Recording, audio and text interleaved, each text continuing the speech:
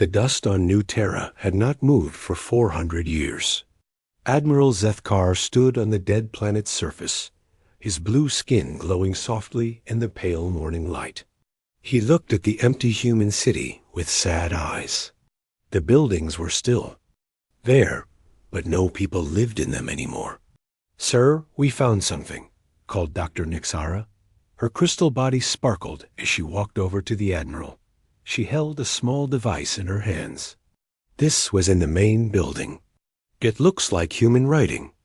Zethkar took the device and looked at it carefully. The words were in old human language. He could read some of it because the Federation had studied human culture for many years. The humans had been their friends once, before they disappeared. "What does it say?" asked Nixara. "It says goodbye," Zethkar said quietly. They knew they were going to die. This was their last message to anyone who might find it. The Admiral felt heavy in his heart. Humans had been strange creatures, but they were brave and clever. They had helped the Federation fight many battles. Then one day, they just stopped talking to everyone. Their ships went quiet. Their planets became empty. No one knew why. "The Council will want to see this," Nixara said. "This proves that humans are really gone forever." Far away from New Terra, in the dark space between stars, a small ship moved like a ghost. Captain Jake Morrison sat in his chair, watching the screens that showed him everything happening near the dead human planet. He had been watching the alien visitors for 3 days now. "Captain," said Lieutenant Amy Carter from her seat next to him, "they found the message box, the one we left for them to find." Jake nodded. "Good. Let them think we are all dead." "It is safer that way."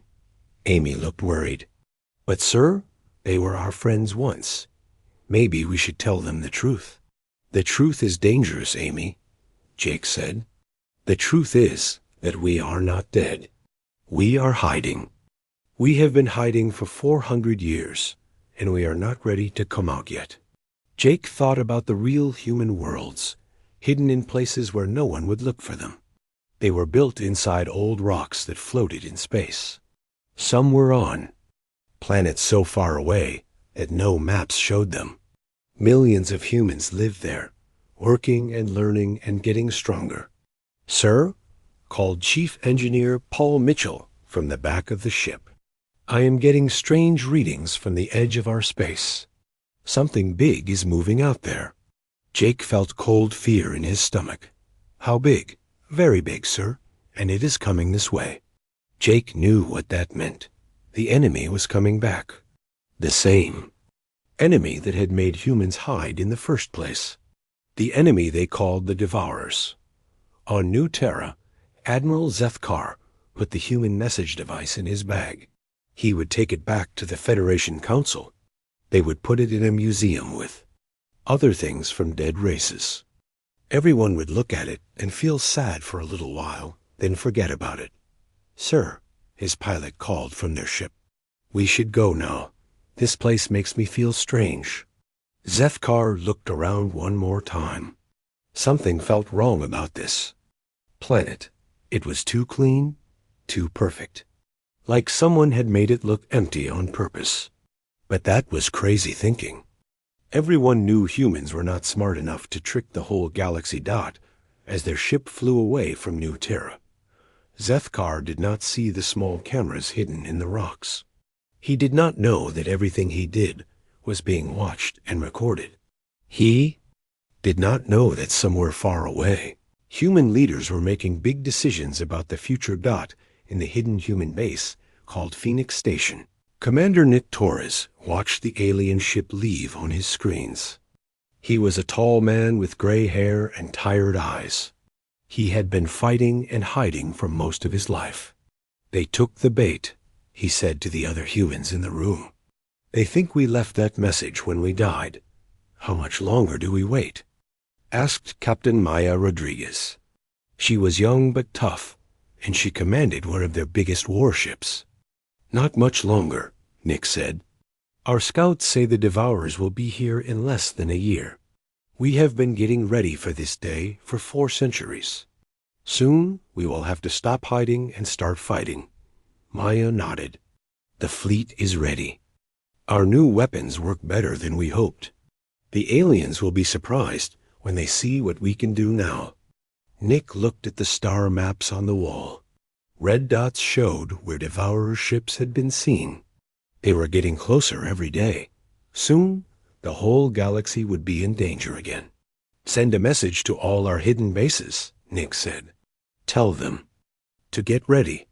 Tell them the long sleep is almost over. Soon, the galaxy will know that humans are not dead.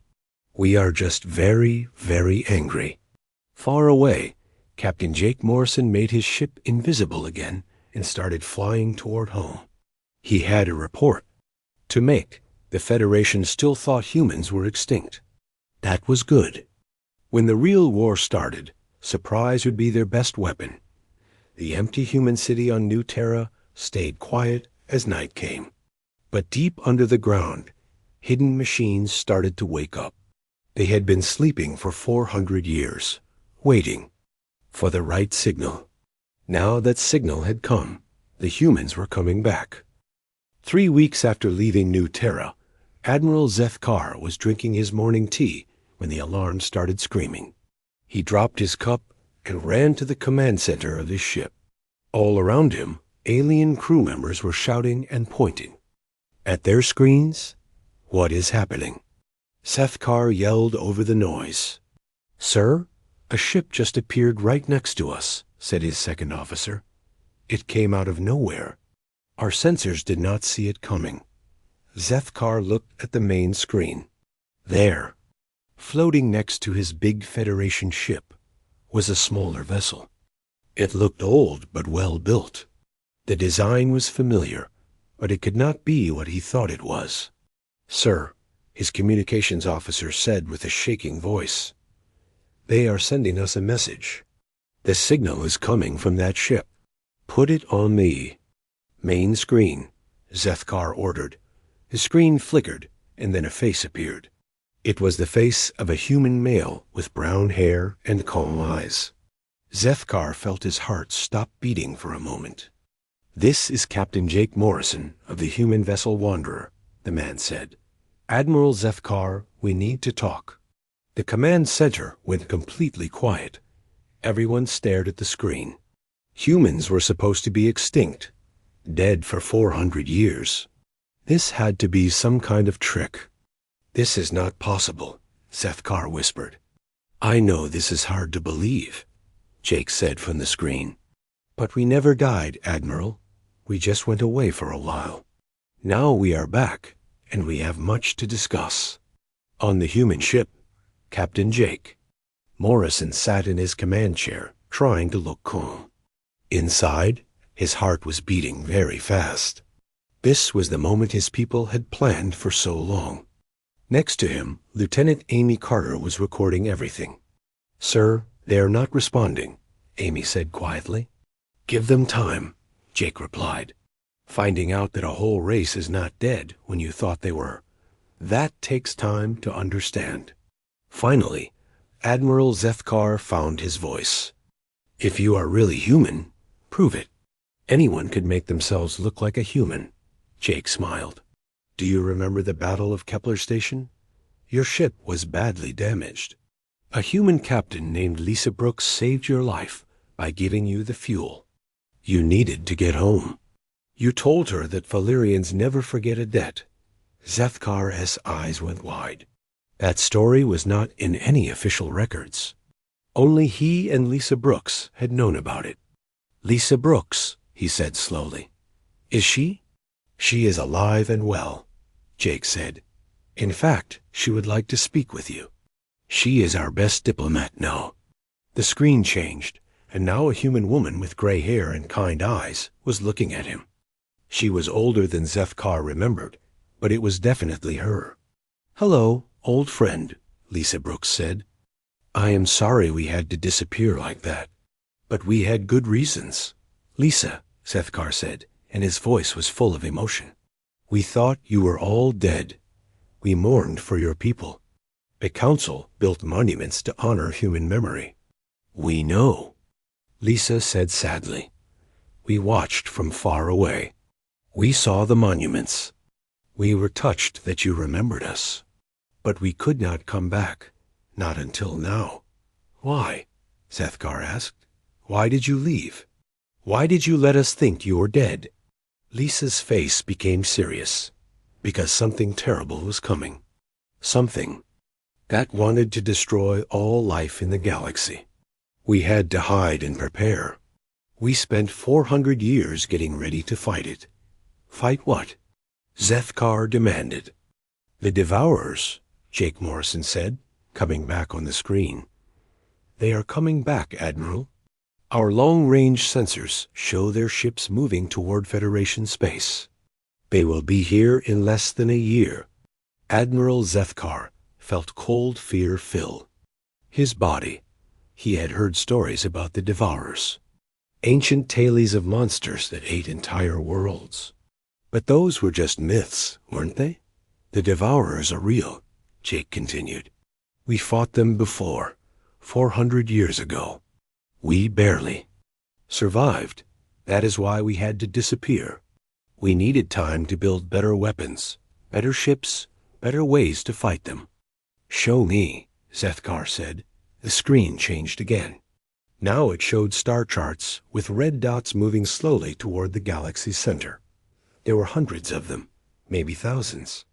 Each red dot is a Devourer ship, Lisa explained. They are bigger than anything the Federation has ever built. They eat planets, Admiral. They turn whole worlds into food for their fleet. Zethkar stared at the charts. Why should I believe this? How do I know you are not lying? Because of this, Jake said suddenly. The space around Jake's ship began to shimmer. More human ships appeared, one after another. They were huge, bigger than any Federation vessel. Their hulls were black and covered with weapons that Zethkar had never seen before. This is just one small part of our fleet, Jake said calmly. We have been building ships for 4 centuries. We have new weapons, new shields, new ways of fighting that the Federation cannot imagine. Ambassador Lisa Brooks appeared on the screen again. We do not want to frighten you, Zethkar. We want to help you. The Devourers will destroy the Federation if we do not work together. But why now? Zethkar asked. Why reveal yourselves now? Because our scouts have confirmed it, Jake said. The Devourers are definitely coming. In 10 months, maybe less, they will reach the outer Federation worlds. If we wait any longer, it will be too late. Admiral Zethkar looked around his command center. His crew was staring at him, waiting for orders. This was the biggest decision he had ever had to make. I need to contact the Council, he said finally. Of course, Lisa said. But Admiral, please hurry. Every day we waste is another day for the Devourers to get closer. Chief Engineer Paul Mitchell appeared on the screen next to Jake. He was in awe. Older human with smart eyes and oil on his hands. Admiral, Paul said, your ship has some damage to its main engine. We can fix it for you in a few hours. Consider it a gift between old friends. You can see our engine damage? Zethkar asked, surprised. Our sensors are much better than they used to be. Paul smiled. We have learned many new things during our time away. 2 hours later, Admiral Zethkar was talking to the Federation Council through a secure channel. The 12 species that ruled the galaxy listened with growing fear as he told them about the humans and the Devourers. This is impossible, said Council Prime Delphus, the leader of the ethereal species. Humans have been extinct for 4 centuries. I am looking at them right now, Zethkar replied. They are real. Their ships are real. And their warning about the Devourers, I believe it is real too. Even if humans did survive, said another council member. How do we know they are telling the truth? How do we know they are not the real threat? Before Zethkar could answer, alarms started ringing on his ship again. But this time, his crew looked excited instead of scared. "Sir," his engineer called out, "our main engine is working perfectly now. Better than it has worked in years. The humans fixed it, just like they said they would." Zethkar nodded slowly. "Council members, I recommend we accept the human offer of alliance. If they wanted to hurt us, they could have destroyed my ship. Easily. Instead, they fixed it." The council was quiet for a long moment. Finally, Council Prime Valthus spoke. "Bring them to the capital world, Admiral. We will hear what they have to say." As Admiral Zethkar ended the call, he looked out at the human ships surrounding his vessel. 400 years ago, humans had been junior partners in the Federation. Now they had technology that seemed like magic. The galaxy was about to change in ways no one could imagine. The Federation capital world had never seen anything like it. Giant human ships hung in orbit next to the smaller Federation vessels like sleeping giants. On the planet's surface, crowds of aliens gathered to stare at the sky and whisper about the return of the humans. General Kate Sullivan stood in the main meeting room of the Federation Council building. She was a tall woman with steel-gray hair and scars on her face from old battles. Around the table sat the leaders of 12 different alien species, all looking at her with mixtures of fear and curiosity. "The Devourers are not like any enemy you have ever faced," Kate said, her voice calm but serious. "They do not want your planets or your resources. They want to eat your minds, your knowledge, your very souls." Council Prime Valthus shifted uncomfortably in his floating chair. His ethereal body glowed with nervous energy. "General Sullivan, you speak of things that sound like fairy tales. Creatures that eat souls? This is hard to believe." 400 years ago, you would have said the same thing," Kate replied. "But we fought them. We saw what they could do. Entire human colonies just gone. Not destroyed, consumed. Every person, every animal, every plant turned into gray soup to feed their ships." Admiral Zethkar, who had been quiet until now, spoke up. "What exactly are these Devourers? What species are they?" Dr. Alan Price, who had been standing quietly behind Kate, stepped forward. He was a thin man with wild hair and intense eyes. "They are not a species, Admiral. They are something much worse. They are a hive mind that spreads by consuming other minds." The council members looked confused. Dr. Price activated a holographic display that showed the galaxy with red dots moving slowly inward. "Each Devourer ship contains millions of consumed minds," Alan explained. "Human minds, alien minds, even artificial minds. All linked together into one giant thinking machine. When they attack a planet, they do not kill the people. They absorb them, add them to the collective." "That is horrible," whispered one of the council members. "It gets worse," Kate said grimly. "Every mind they absorb makes them smarter. They learn everything their victims knew. Every secret, every weakness, every fear." Suddenly, the meeting room's alarms began to wail. A Federation officer ran into the room, his face pale with fear. "Council Prime," the officer gasped. "We are receiving distress calls from the Outer Rim. 3 Federation colonies have gone silent in the last hour." Kate and Alan looked at each other with grim understanding. "They are here," Kate said quietly. "Sooner than we expected." Council Prime Valthus rose from his chair, his ethereal form flickering with panic. "What do you mean they are here?" "The Devourers have arrived," Kate said. "Those colonies did not go silent by accident. They have been consumed. Within minutes." The meeting room had become a war room. Screens showed star maps with red warning lights where Federation colonies had stopped responding. The lights were spreading. Captain Maya Rodriguez entered the room in her military uniform. She was young, but her eyes were hard with experience. "General, the fleet is ready." All human ships are armed and waiting for orders. How many ships do you have? Admiral Zethkar asked. More than you think, Maya smiled grimly. We spent 400 years building the biggest fleet in galactic history. The main screen lit up with an image that made everyone gasp. It showed space near one of the attacked colonies. Floating where the planet used to be was a massive gray structure, like a twisted version of a space station. It was easily 50 times larger than the biggest Federation ship. That is a Devourer hive ship, Dr. Price explained. It used to be 3 different planets. They consumed everything and rebuilt it into that ... thing. By the void, Admiral Zethkar whispered. How do we fight something that big?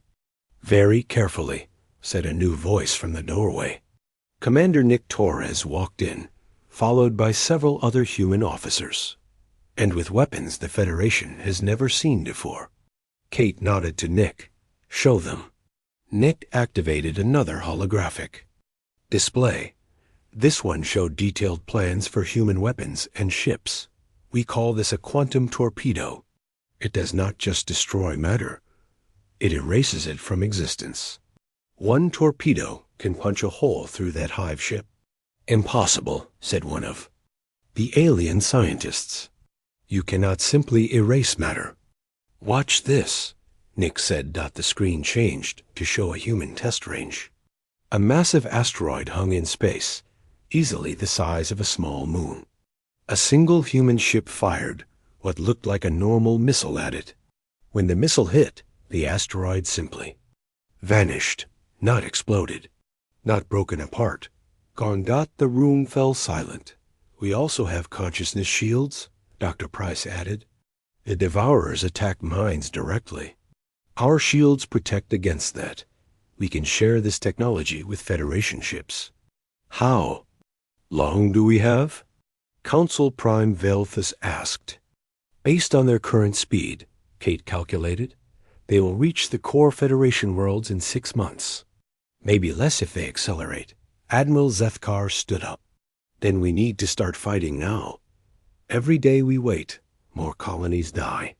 Agreed, Kate said, but we cannot fight them the old way. The Federation's standard battle tactics will not work against the Devourers. You will need to learn new ways of war. Captain Maya Rodriguez stepped forward. We have prepared training programs for Federation officers. Our ships can work together, but your people need to understand how the Devourers think. They do not think like individuals, Dr. Price explained. They think like a single giant mind. They can coordinate thousands of ships perfectly, but that is also their weakness. What weakness? Admiral Zethkar asked. Imagination, Nick Torres smiled. A hive mind is very good at planning and coordination, but it is terrible at dealing with chaos and surprise. Human tactics are built around chaos. The meeting continued for hours as the humans shared 4 centuries of preparation with their old allies. Battle plans were made. Fleets were organized. The Federation's entire military was restructured to fight an enemy they had never imagined. As the meeting ended, Admiral Zethkar approached General Sullivan privately. Kate, he said, can we really win this war? Kate looked out the window at the human and Federation ships in orbit. 400 years ago, we lost almost everything to the Devourers. We ran and hid like frightened children.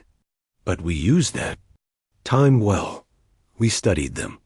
We learned their weaknesses. We built weapons they cannot imagine. She turned to face him. Can we win? I do not know. But this time, we will not run. This time, we fight until the end. Outside, space suddenly filled with light as more human ships appeared. Dozens of them, then hundreds. They had been hiding in the dark between stars, waiting for this moment. The largest ship was the size of a small moon. On its hull, painted in letters that could be seen from the planet's surface, was its name, Resilience. My God, Admiral Zethkar whispered. How many ships do you have? Enough, Kate said simply. After 400 years of preparation, we finally have enough. But even as the Allied fleet gathered, more red lights appeared on the star maps. The Devourers were moving faster than expected. The war for the galaxy's survival had begun. Admiral Ben Carter stood on the bridge of the massive ship Resilience, watching as the combined Human Federation fleet moved through space toward their first major battle. He was an older man with gray beard and calm eyes that had seen too much. War. Around him, officers from a dozen different species worked together at control stations.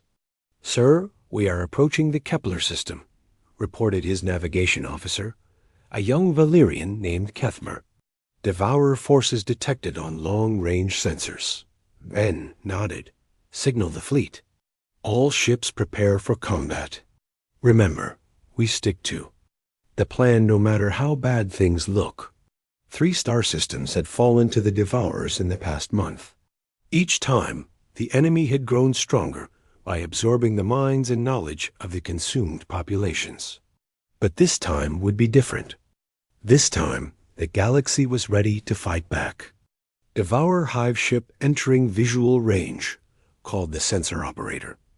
By the void dot, it is huge. The main screen showed the enemy vessel. It looked like a twisted metal planet, covered in spikes and strange growths. Dark energy crackled around it like lightning. Smaller Devourer ships swarmed around it like angry insects. "How many smaller ships?" Ben asked. 300 confirmed, sir. Possibly more hiding behind the hive ship. Ben activated the fleet communication system. "All ships, this is Admiral Carter. Today, we begin the counteroffensive. Today, we show the Devourers that the galaxy will not go quietly into the darkness."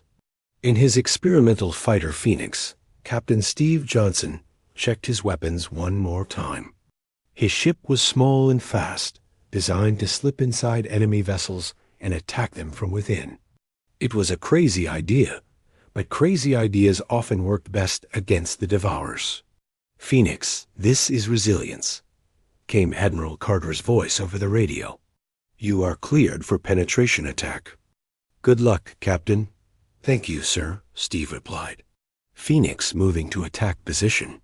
His ship accelerated toward the massive hive ship, weaving between the defensive fire from smaller Devourer vessels.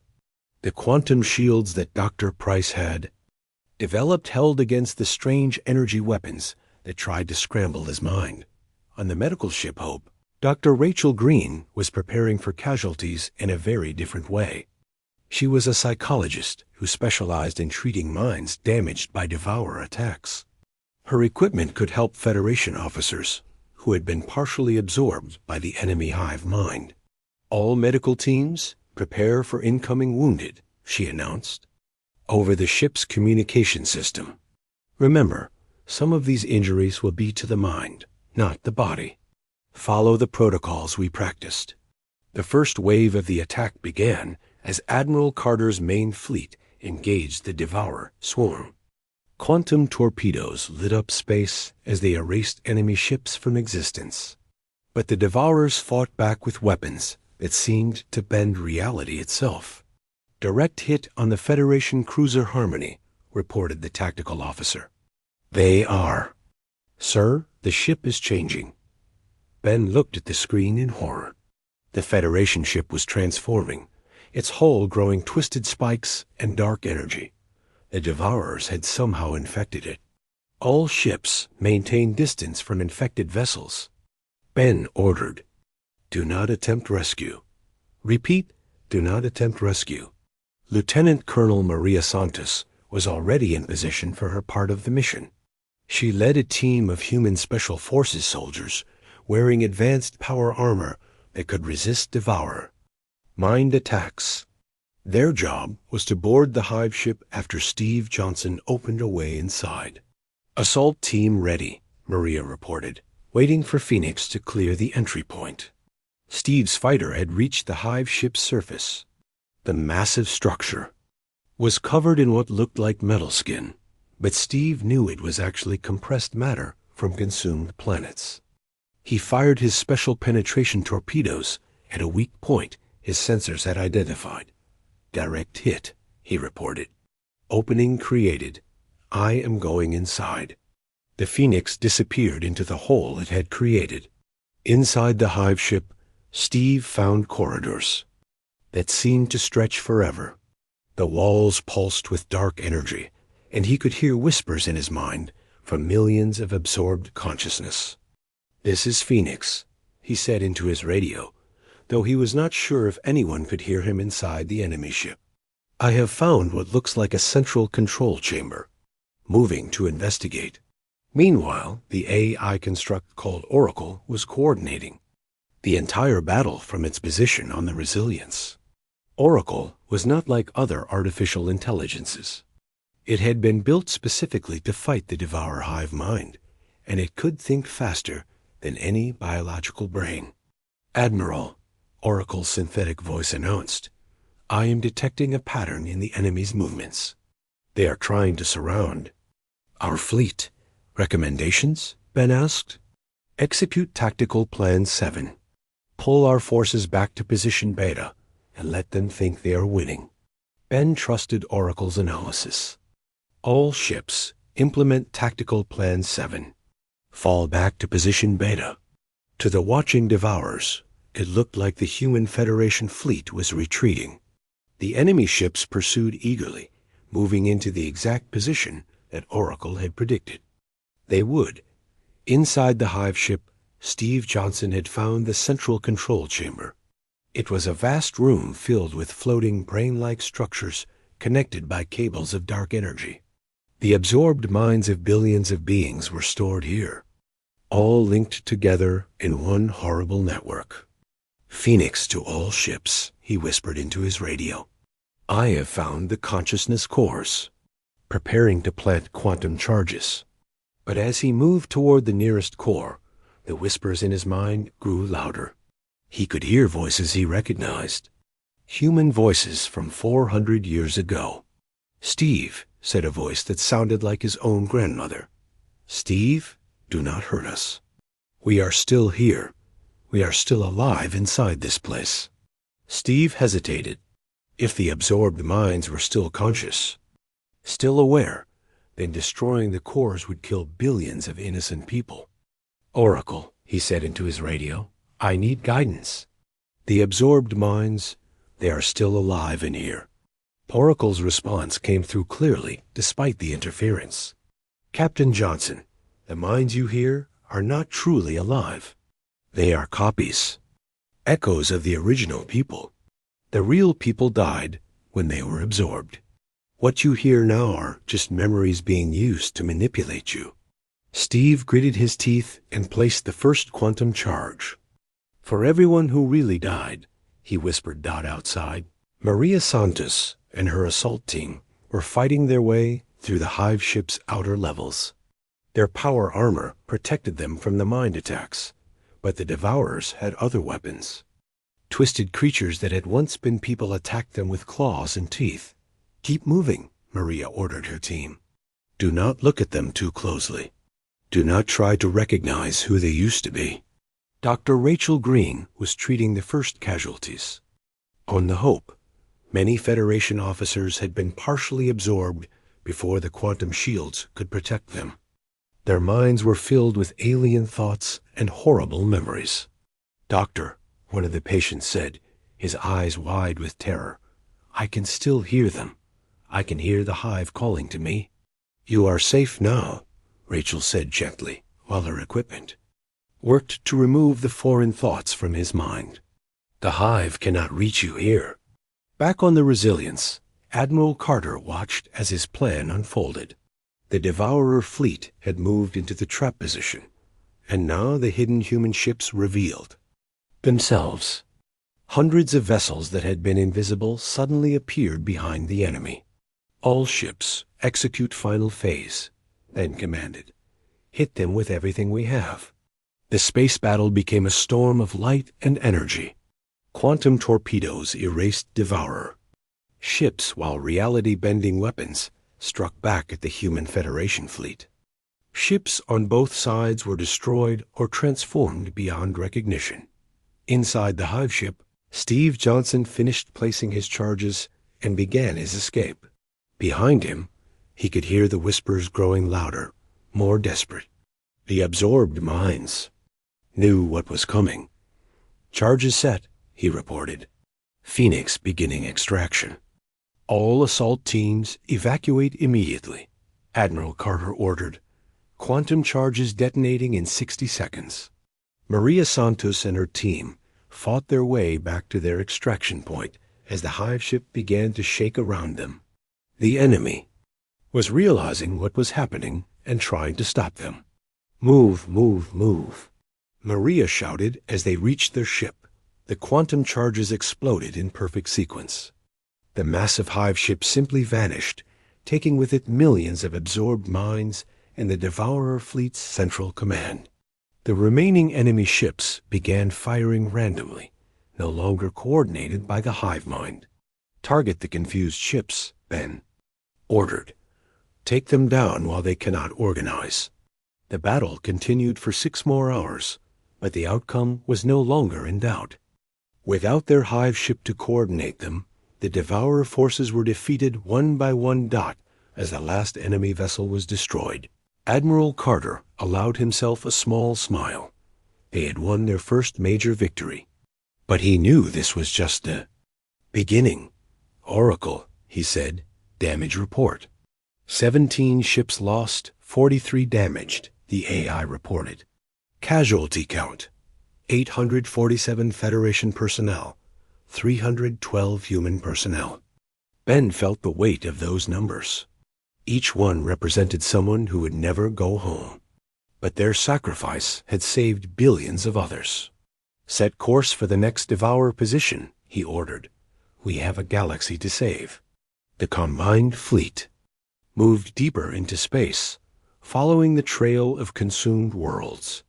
The counteroffensive had begun, and 2 years after the first victory against the Devourers, President Lavra Hayes stood before the greatest gathering of beings the galaxy had ever seen. Representatives from hundreds of worlds filled the massive assembly hall on the Federation. Capital World. Humans sat next to aliens who had thought them dead for centuries. "Today, we do not just celebrate the defeat of the Devourers," Lavra said, her voice carrying to every corner of the hall. "We celebrate the rebirth of hope itself." The war had been long and terrible. Dozens of star systems had been consumed before the combined Human Federation fleet could stop the advance. But in the end, human innovation and alien determination had proved stronger than the Devourer hive mind. Admiral Jake Morrison, now wearing the uniform of the reformed Galactic Navy, watched from the military section. His hair was grayer than it had been when he first revealed himself to Admiral Zethkar, but his eyes still held the same steady determination. "Hard to believe it is really over," said Admiral Zethkar, who sat beside him. The Valerian had become one of Jake's closest friends during the war. "The Devourers are finished," Jake agreed. "But our work is just beginning. We have a galaxy to rebuild." In the audience, Commander Eva Thompson listened to the President's speech while thinking about her new assignment. She would lead the first Joint Human Federation exploration mission into the former Devourer territory. Who knew what they might find in the space that had been enemy territory for so long? "The courage you have all shown," President Hayes continued, "proves that when different peoples work together, there is no challenge too great to overcome." Dr. Kevin White sat with the other civilian leaders, his mind already focused on the massive rebuilding project ahead. As the architect of the new galactic reconstruction plan, he would oversee the transformation of devastated worlds into new homes for the survivors. The plan was ambitious. Using advanced human terraforming technology developed during their centuries. In hiding, they would turn dead worlds into gardens. Empty space would be filled with new colonies where humans and aliens could live side by side. "We estimate it will take 50 years to fully restore the damaged systems," Kevin had told the planning committee. "But we can have people living in temporary settlements within 5 years." Captain Maya Rodriguez, now promoted to admiral, was thinking about a different kind of restoration. Her ships were exploring the old human colonies, the ones that had been thought destroyed 400 years ago, when humanity first fled the Devourers. What they had found was amazing. Some human settlements had survived by hiding underground or in space habitats so remote that even the Devourers had missed them. These isolated communities had developed their own cultures and technologies during the long separation. "It is like finding a lost family," Maya had reported to the president. "These people kept the memory of Earth alive for 4 centuries. They never stopped believing that someday humans would return to the stars."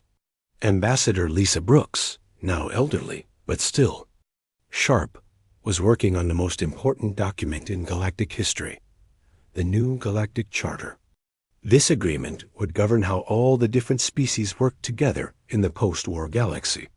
The old Federation was based on the idea that some species were more advanced than others, Lisa explained to her staff.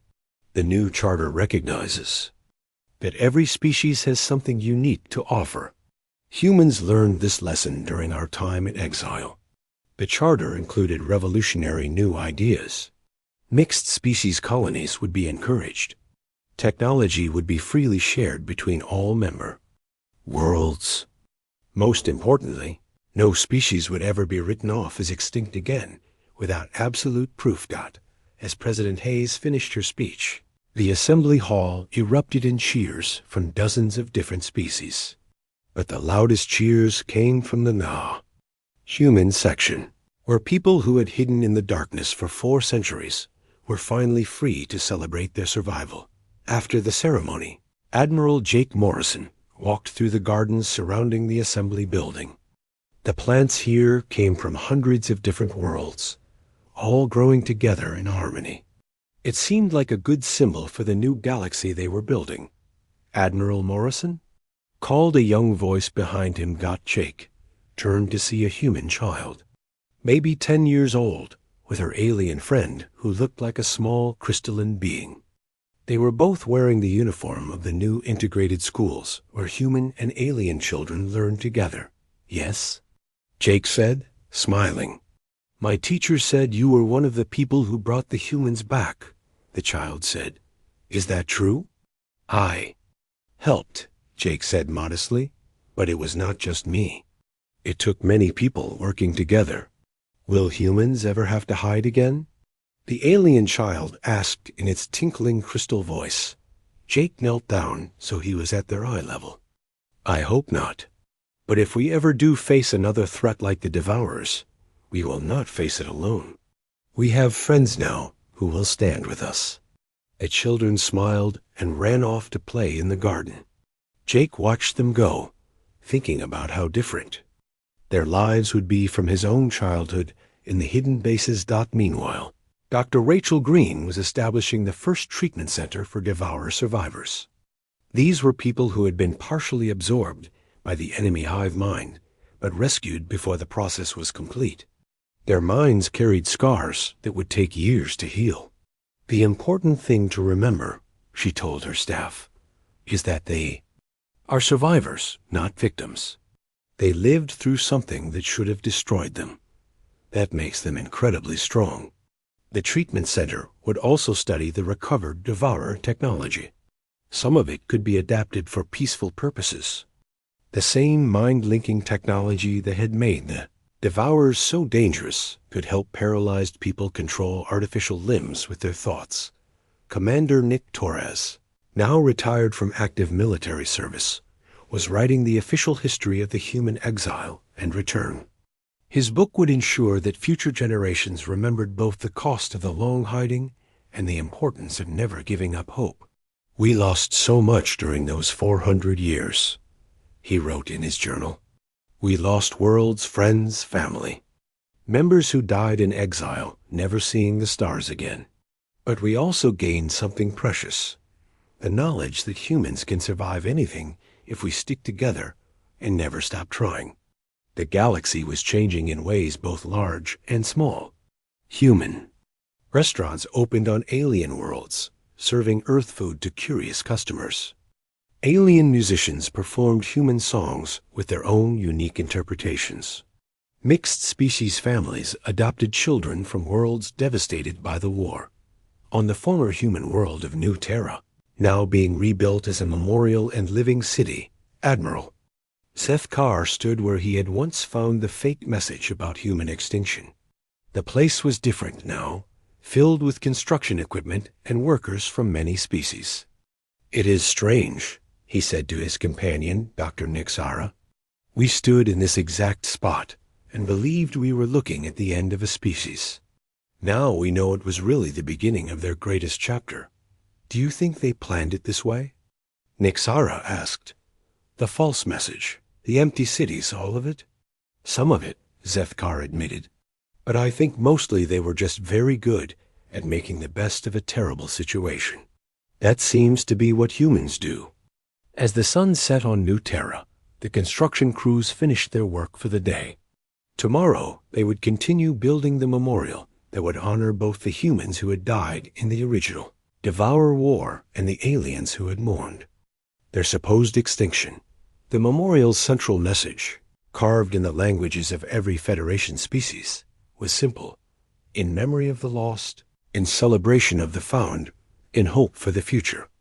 President Lavra Hayes returned to her office after the assembly, where she found a message waiting from one of the deep space exploration teams. They had discovered something extraordinary, a hidden human colony so far from known space that it had never been found by anyone, not even other humans. The colony had been started by a human exploration ship that had been lost for 800 years, long before the first Devour War. The people there had built an entire civilization in isolation, developing technology and culture that was completely unique. "They want to rejoin human civilization," the message reported, "but they also want to share what they have learned during their long isolation. They have solved problems we did not even know existed." Lavra smiled as she read the report. Even now, 2 years after the end of the war, humans were still coming home.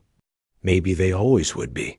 The galaxy was vast, and there were probably other lost colonies, other hidden settlements, other groups of humans who had survived in ways no one had imagined. Each one would bring new knowledge, new perspectives, new possibilities for the future. As night fell over the capital world, the combined Human Federation fleet maintained its patrol of the galaxy's borders. They were watching for any sign that the Devourers might return, but they were also exploring new regions of space, mapping unknown worlds, making contact with species that had never been part of the Federation.